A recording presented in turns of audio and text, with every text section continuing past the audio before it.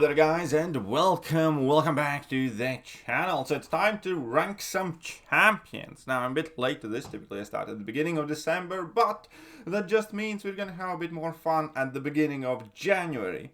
We're gonna start this by ranking 2024 champions. And I think first things first, 2024 champions not have been the most successful, offensively speaking. As defenders, I think Kabam has created quite few bad design, bad intent, bad feeling champions that are extremely dominant.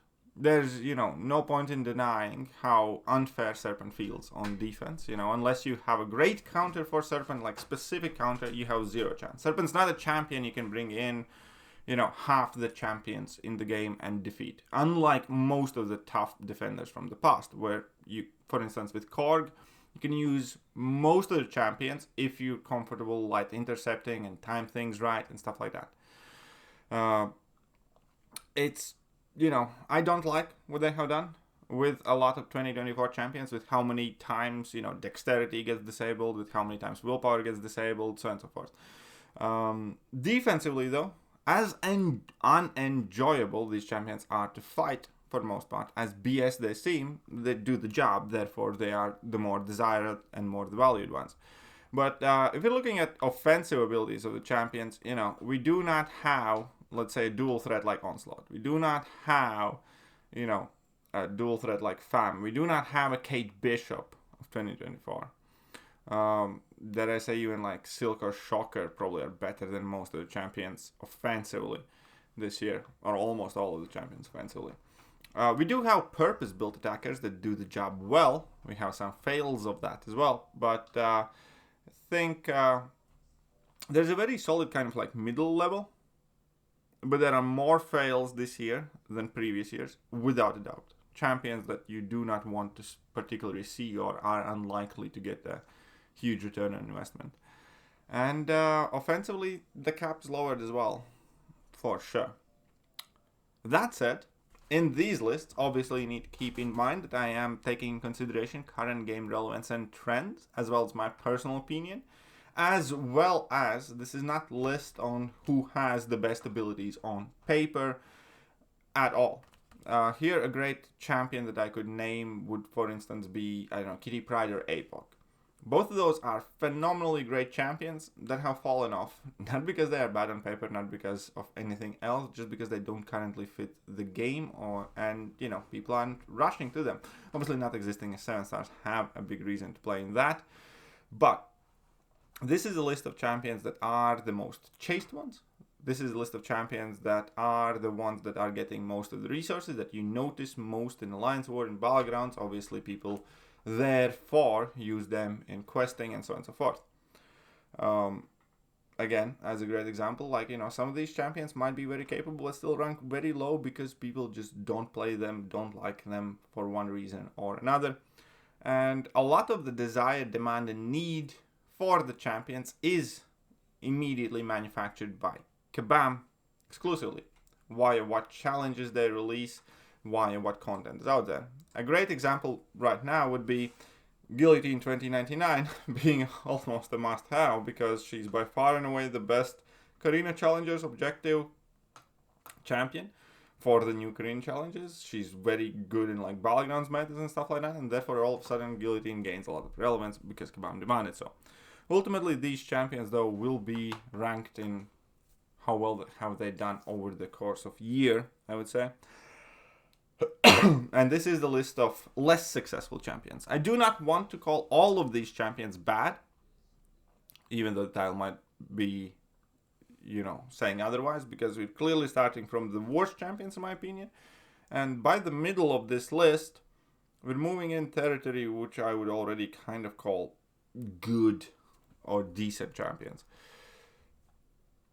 So, what is the worst champion released in 2024? As a quick side note, I am not ranking Deathless She-Hulk as she's not out yet. I am not ranking Deathless Thanos as he is not out yet.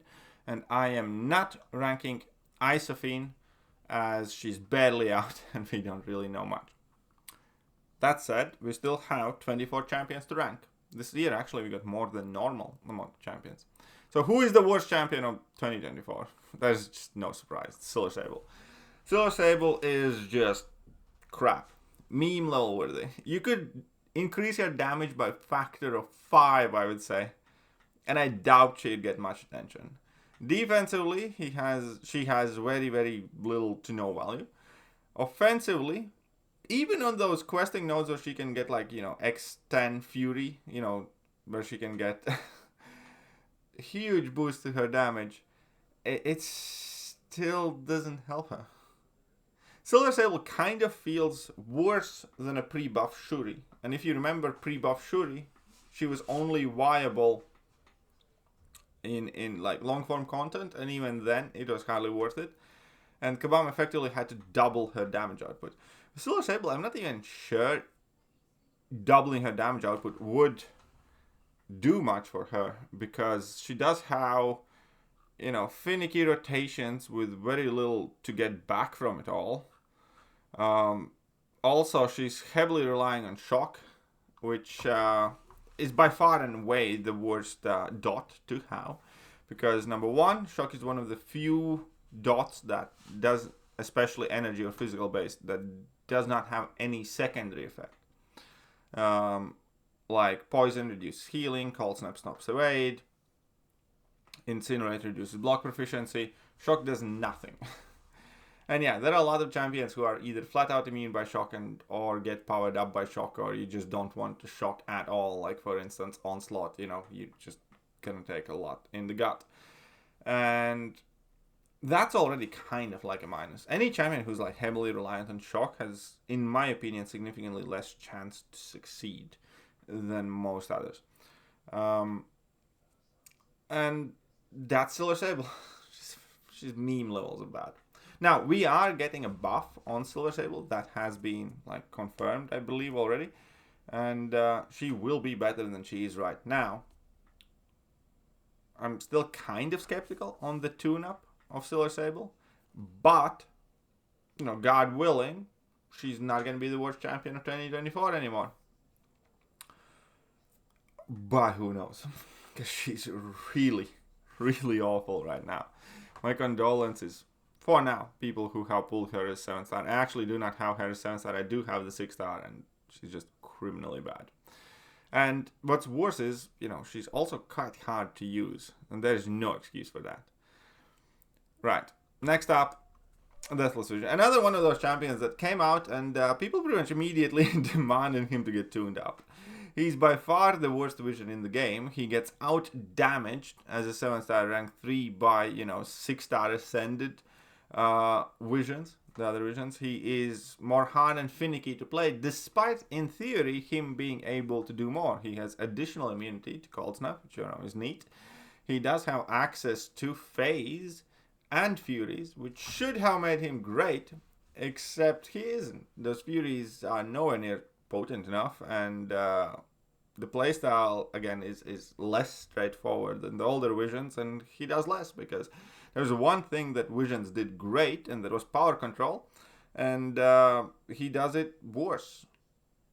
And the upside was meant to be that, he has the Furies and he has the damage, but he doesn't. Because the power burns from the other Visions, plus the fact that you could maintain higher tempo, plus the fact that, you could effectively infinitely avoid opponents from throwing special attacks, so on and so forth. They just ruined the Vision. That's all they did with Deathless. Like, Vision was already an outdated character, and on paper, some of these changes seemed good. I already immediately had my worries as soon as I saw them, because they took away the core reason why Vision was solid in the first place, which was spectacular power control. Now the power control is still there, but worse, and his damage is, same or worse. So end result is ultimately less usable and less playable champion. To put some people's minds at ease, I believe when the Deathless challenge is going to come, we're not really going to have to rely on Deathless Vision or Deathless King Groot either. It's all going to be about Thanos, She-Hulk, and Guillotine. Just FYI.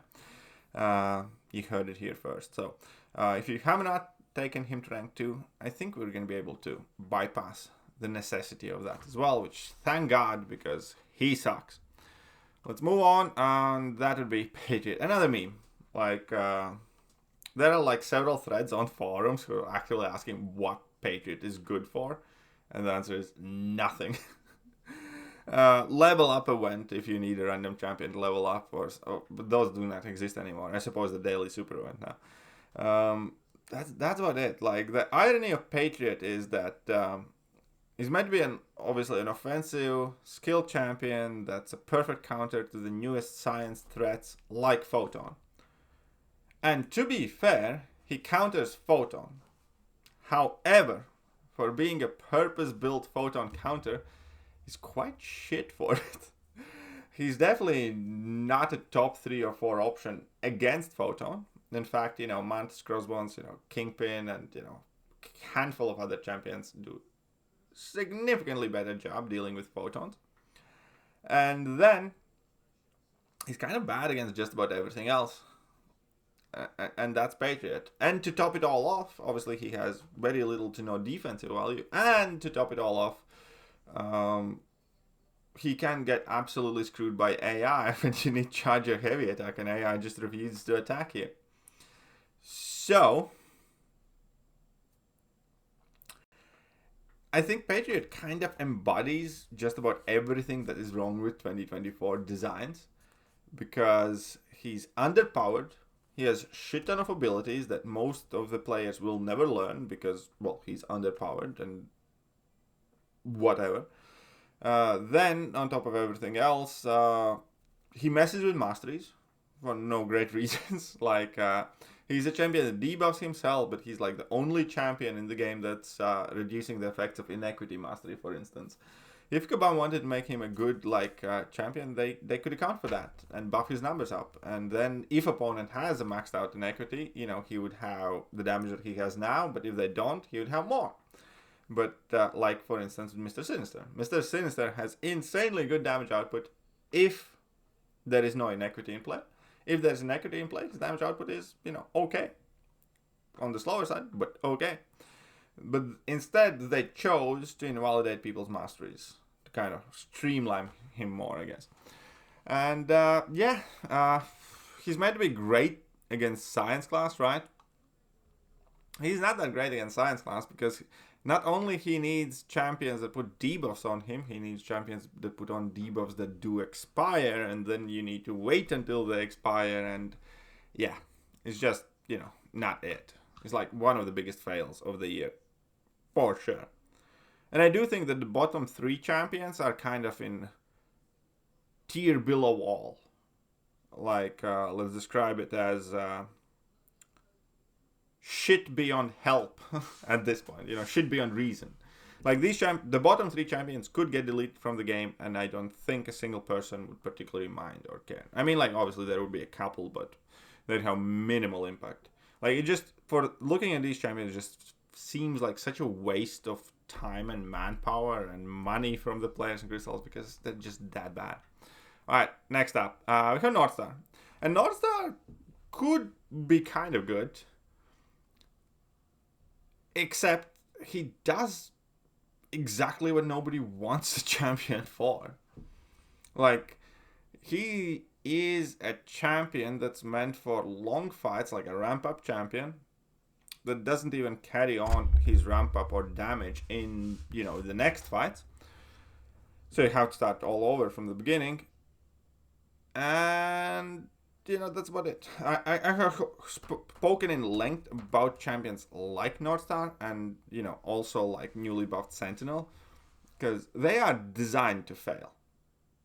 90 plus, I'd say 90, 5-6% of the fights in the game are short ones, or we want them to be short. Think about yourself. Like, out of the last 100 fights, how many of them were against 2-3 million opponents? You do that, every couple of months, basically. Or, okay, every couple of weeks we have like Winter of Woe or, Autumn of Agony type thing. That's one fight. And it's like very few champions who get to do that fight because it's about objectives. Every couple of years, We have new Everest content, but there are loads of champions to choose from. And that's kind of it. And obviously, the story content, bosses, do get progressively higher in health pools and stuff like that. But for the most part, you don't. There are extra arena challenges and stuff like that as going back in Necropolis, but that happens like once a year too. And a champion that's designed for like long fights is just immediately going to get discarded and forgotten about. Because 90+% of our fights are Battlegrounds, Alliance Force, questing, side quest, incursions, but thanks to hacks, every champion has insane damage output. So we just don't really do the long fights because we don't really have to. Even if you're new in the game and you have to do all the content and you're kind of like condensing it all, there's very little reason to invest in champions like Northstar when you have Aegon to begin with, when you have champions like, Kate Bishop, amazing everywhere. And Northstar is just amazing somewhere, sometimes, I guess. Like a great example right now is Green Challenges. We have all mutant challenge. Go back in Necropolis. How many people use Northstar? I'd be willing to bet most of the people in the game who have Northstar don't even know how to use him to begin with, let alone are willing to rank him for a specific piece of content, and let alone care for him. So fail. He's higher than Patriot and Sable and Vision because he can do something. It's just what he does barely matters, and hardly anybody will ever do anything with him. Let's move on to the next one. And this is slightly different story. This Deathless King Groot. I have seen slightly more of these guys. That also comes down to the availability, though. But Deathless King Groot, can do things in game. People do things, some things with him in the game. I actually still like OG King Groot better. I think that the regen's more important than slightly more damage. I think poison is a better debuff than incinerate. But yeah, he's updated King Groot. I'm not gonna say they ruined him, but I personally still prefer OG King Groot for that. But as far as like any competitive aspects of the game go, you very rarely see him. The biggest help he has is the massive health pool, but at the same time he's a cosmic champion that's quite easy to fight and has tons of buffs, which tons of mystic champions will just absolutely tear through. And aside from the health pool, it doesn't really have that much going on for him on defense. So again, it might be the content type thing. Like for a while I actually ended up using King Groot quite a lot for AQ because of his healing and access to buffs and debuffs and stuff like that. But because I was doing specific lanes, and I assume people could still be doing that. But then again, you have like Hercules that does most of those fights, so, and most people probably just go with that, or some other cosmic champions because they're faster. And again, he's not particularly fast, even his damage out is increased. But certainly have seen more Deathless King Groots. Again, that inevitably has to do with the fact that more people acquired Deathless King Groot than have managed to pull Northstar, let's say. But at the same time, he's not a champion that will ever intimidate you being placed on defense. He's not a champion that will ever intimidate you, going up against on attack. And he's not a champion you will likely choose if you can help it for like questing scenarios because you will look for more speed. So he's a champion that you will use when you have to. But again, those situations do not come that often. One cool thing I think he could do in incursions, but again, there are just faster and better options. So I think he's solid. I don't think he's with the bottom tier. I think this is like where we really can look at the champions that are somewhat more successful and better. Moving on to spot number 19, and it's Bearable. I'm sorry, but after the initial hype, the dude just died and disappeared. Hardly see him anywhere ever. And I'm not trying to be a hater. Again, I like the character. I like Cosmic Champion's buff and damage. But he has a lot going against him. Like, again, starting with the fact that he relies on shock, unless you extend the fights and go for level 3. And then obviously you do have like very specific timings and rotations that are not necessarily the easiest to pull off. And for now, like, he has fallen off the cliff, hands down. He's also one of those champions that I have spoken about where in my streams that a lot of people regret having ranked up. And when he came out, I said, I like the champion. I think he's good. And I still do. He has a solid set of abilities. However, I said to myself, I will rank up Patriot Bill immediately as soon as I feel like I need him for something, or I would, think he will do great for like this Alliance War matchup, or this BG meta, or this challenge that we have to do. And such time has not happened. He's still one of not many 2024 champions that's sitting at rank 1. And again, it's not that I'm against him. It's just there's very little need for him, or something that a ton of other older, more easily acquirable champions do not do better. And yeah, he's solid. Bleed and poison effect, potency reduction. He has flat out shock immunity and power drain immunity, and he can destroy the tech champions and get rid of armor buffs, and has his unstoppables, indestructibles. He has his pulverize. There's a lot in there. It just doesn't necessarily feel quite organic, needed, or convenient. So that's where I'm placing him. Speaking of champion that I think, again, I think he's getting overshadowed by Count Nefaria, obviously. Leader came out, Nefaria came out shortly afterwards, and just did almost everything Nefaria does, but better. But at the same time, you can notice more of Leader at the very least, because he's very chunky. He has some defensive utility, and he can be kind of annoying to fight. If you do mess up against him, it can be very punishing. He limits the way you play against him. He has these like new super debuffs, severe debuffs, preventing them from being purified or cleansed, which can be quite crucial for a science champion in specific challenges and matchups. He has done quite well in some of the metas as well, even though like when he was a tactic attacker, Kabam kind of gimped him by incorporating heal block in the tactic, which absolutely gimped his heal reversal. But still, you do see some of this guy. He is worse than Patriot Bill in casual stuff for EQ and stuff like that. But again, that's not the stuff that you really want to chase and rank champions up for. He is more of a champion that's going to do great when the time calls for him, and is going to be significantly worse in a generic conditions. But he does seem to fit some of the game's needs better than Patriot Bill does. Therefore, we do see him again more in Alliance War. We do see him more in Battlegrounds, and I make no qualms about it. These lists are affected by the competitive game modes, because again, I do believe that is what drives the chase and value in the champions the most.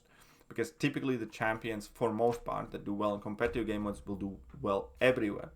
Champions that do well in, let's say, incursions are borderline unnecessary, because almost every champion will do well in incursions, and if they cannot do well in the game modes that give you the resources to rank up more champions, there's very little reason to rank them up aside from I like them or I enjoy them. And here we go. So we have the leader. Wish he was better. Wish his Furies actually did something. Wish he had some damage aside from the very, very potent heal reversal and power gain reversal. But at the same time, he brings something new to the table that no other science champions do, with his severe debuffs. And he has been, present more so in the game than the champions that I have discussed before. Let's move on to the next, spot number 17.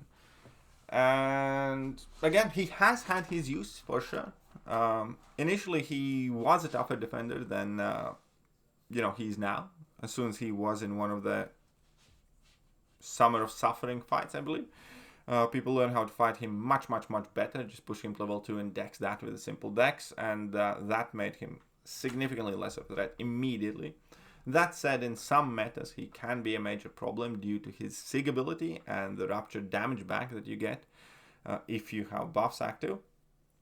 And offensively, even though Kabam marked his damage output as 4, he's just not quite good enough especially to deal with the modern threats. And I do think he has a place in the game. I do have a rank 2 myself. And I think just about every champion from this list onwards, if I do have as a 7-star, I have taken them to rank 2. I think none of the champions below this point I have taken to rank 2.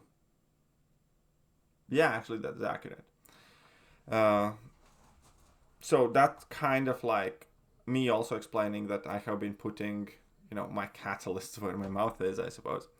And Destroyer becomes useful here and there, but again, it has to be a fairly specific condition. I think a rank 3 Destroyer might have slightly more impact, but again, I do think the champions above Destroyer do bring more value. Now, to be clear, we're not talking about bad champions. We're talking about alright champions that potentially could have been great if type of situation. And that's how I feel with Destroyer. I think Destroyer as defender, is fine. He's not the best. He never will be. He's okay. Solid-ish. If he was a better attacker, I think we'd see more of him. There are some people who, swear by Destroyer, and I very like the champion too. But he's just not that great. He's not fast enough in most cases. Simple stuff like, lack of willpower, for instance, despite being a robot, is kind of annoying in a lot of Valorant scenarios. Offensively, using him, chip damage adds up. Alliance War, haven't really seen him being called upon in Tier 1 much at all. Questing scenarios, again, you'd hardly ever bring him. Because these lists, are trying to think from the point of, do these champions deserve the catalyst when they're competing for X, Y, and Z? It's not about, can I do something with this champion? Because every champion, you can achieve something with, especially, the newer ones. But, would I immediately rank this champion up if I pulled him? Or if I had 5 Mystic champions to rank up, would this be the one that I go to? And he's just not up there. If I'd be looking for a Mystic Defender, I'd be looking for 5-10 different champions before I feel like I must rank up Destroyer. Unless there is a very specific reason why I'm ranking him up for a specific meta, which was the case. And offensively, the same, I don't think he's one of the 10, 12 best Mystic attackers. So this is where he ends up in. I think if Kabam gave him a little bit more, he could have been very good. I don't think he is right now. And next champion, spot number 16, 1-6, is Spunk. I actually think he might end up being higher. And that is what I'm going to immediately say as disclaimer here. I do think Spunk is on the way up. Do think more people are kind of warming up to him after the changes to his kit, basically making his physical vulnerabilities more potent and last longer.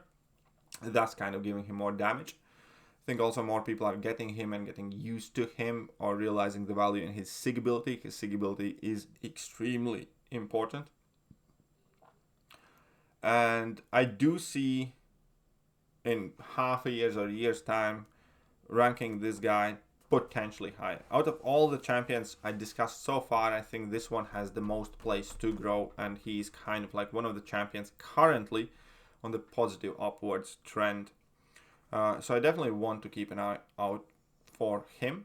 He has some defensive, tricks as well, which can be helpful in specific situations, which is the reason why I took mine to rank 2 actually, even though mine was unduped because of the intercept meta, because he obviously will guaranteed evade you when you try to intercept him.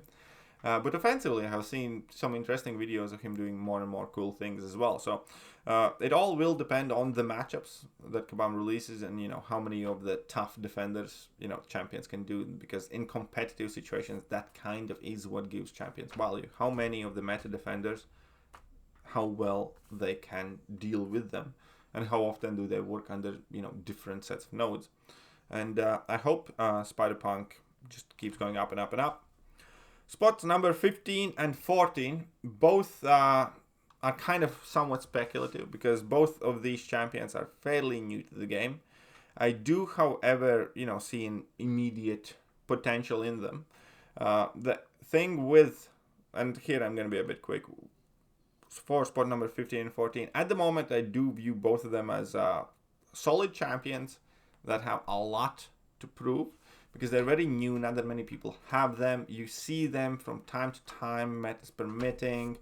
There are varied opinions, but it is clear that these guys have the potential to do well. The question is, again, how often they will work under specific sets of nodes. For instance, Scream has not been given the best treatment by Kabam, because Cosmic Class in general has largely been demolished by most of the recent metas.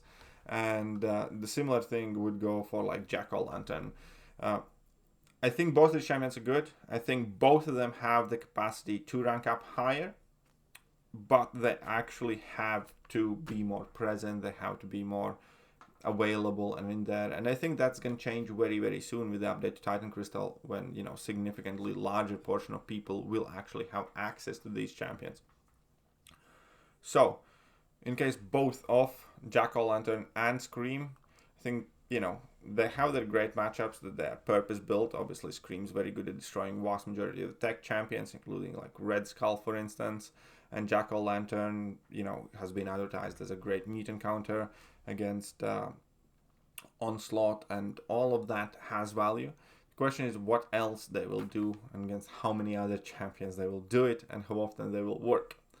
But in kind of a sandbox, relatively sterile environment, I think both of these guys have more potential to be good and usable and enjoyable and, wanted and chased than any of the champions listed so far.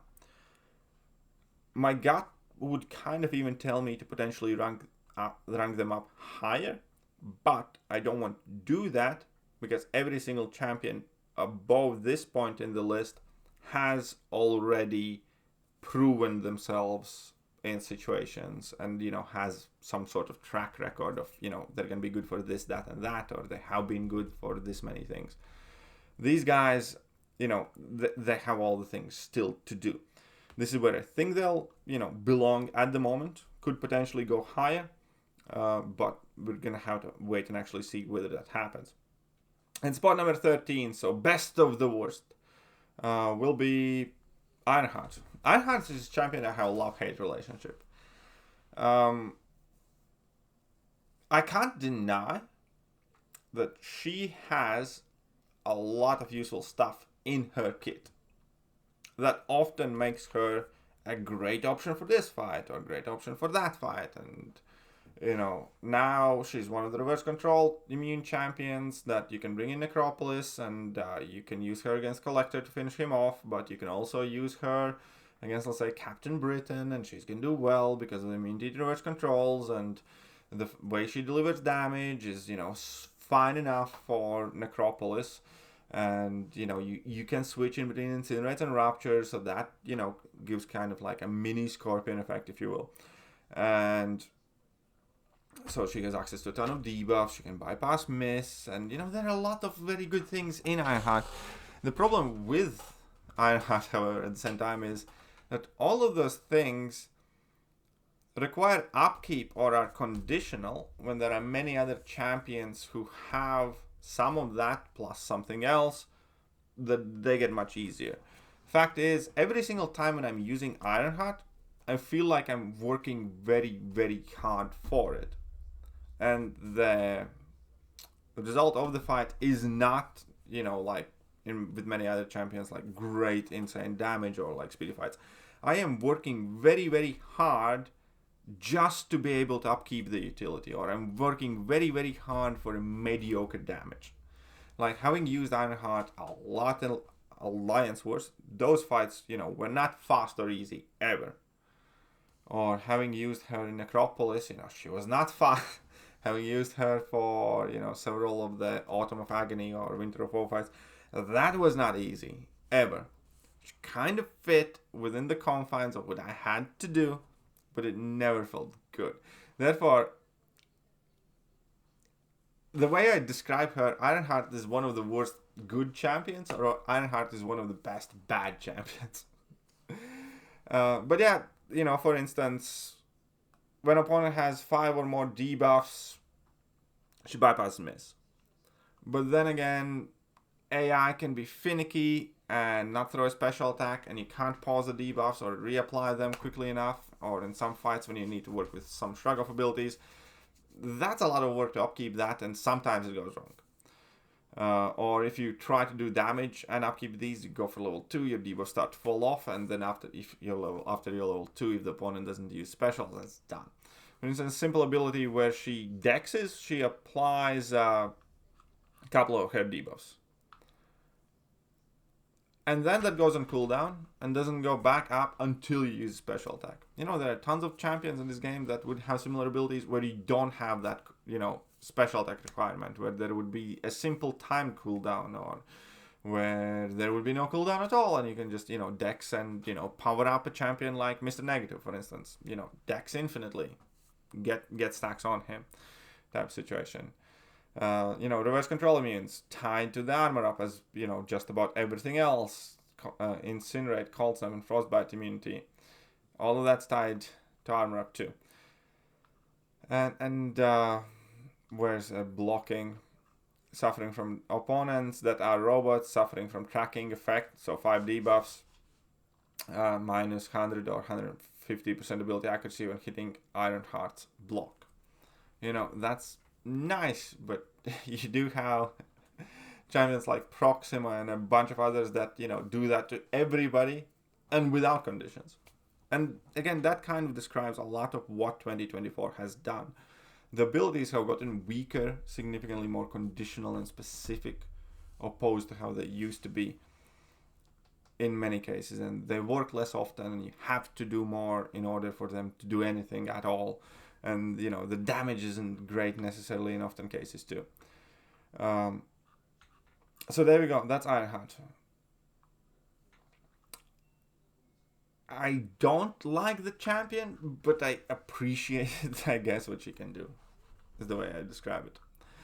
But, that is the first half of 2024 Champions Ranked. Let me know what you guys think. I'm going to bring this up for you guys. Whoops, this is from the previous video. So 2024 Champions Ranked. 24 still Sable, 23 Deathless Vision, Patriot, Northstar, Deathless Groot, Patriot Bill, Leader, Destroyer, Spider-Punk, Scream, Jack-O-Lantern, Ironheart. Now go and destroy me in comment section. Can't wait for it. See you guys soon. Bye-bye. Hello there guys, and welcome back to the channel. So we have all the information about the next